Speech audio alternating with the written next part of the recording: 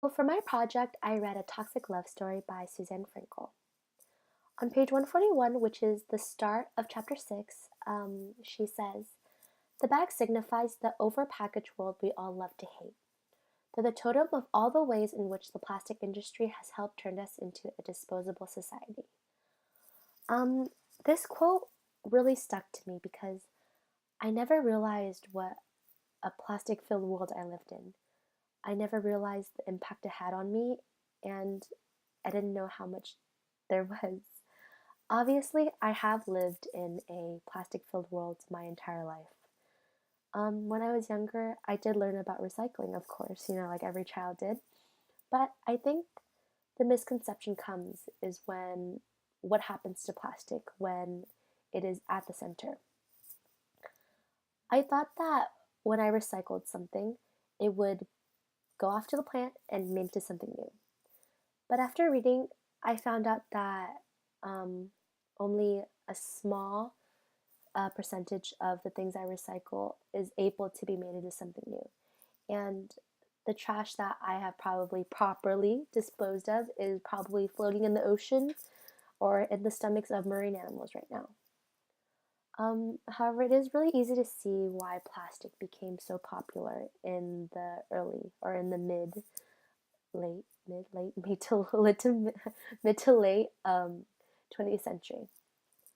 The Mobil Oil Company in 1966 created the bag on a roll, which replaced paper sacks, and the hefty trash bag, which replaced paper lining on garbage bags. And in early 1970, it created the shopping bag that we know today. However, on page 145 to 146, I read something that was very disheartening. It says, "Today, the average American throws out at least 300 pounds of packaging a year.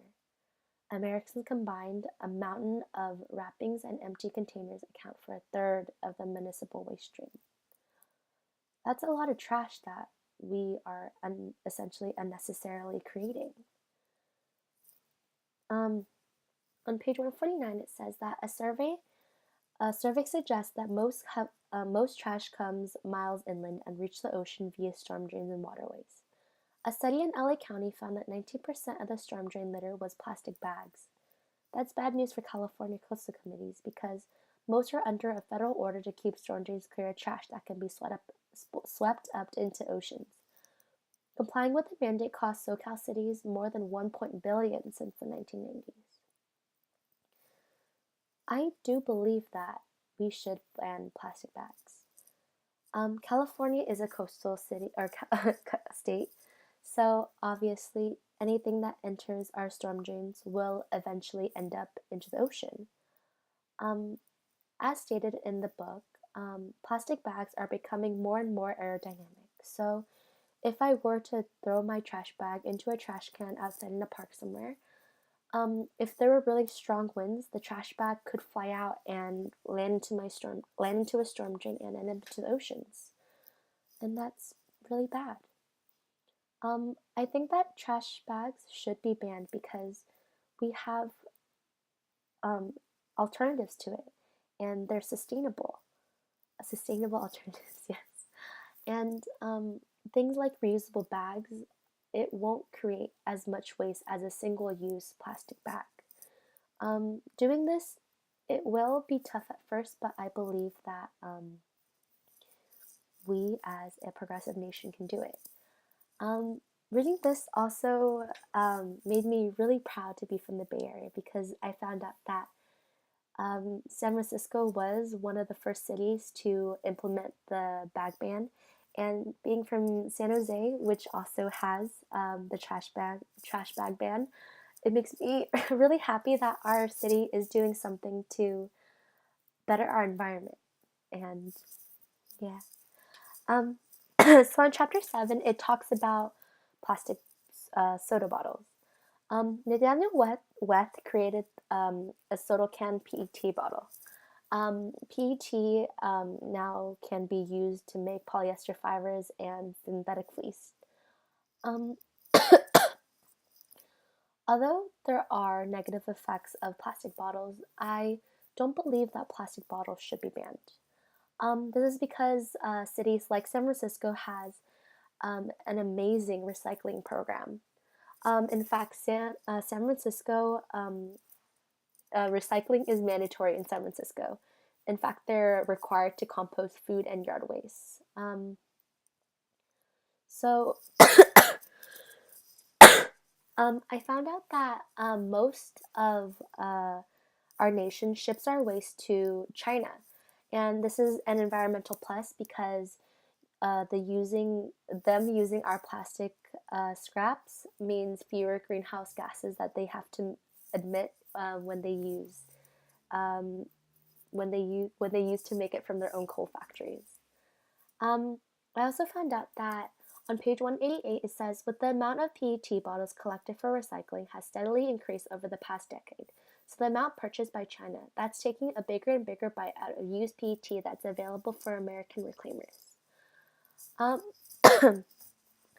so people do have initiative to recycle plastic bottles.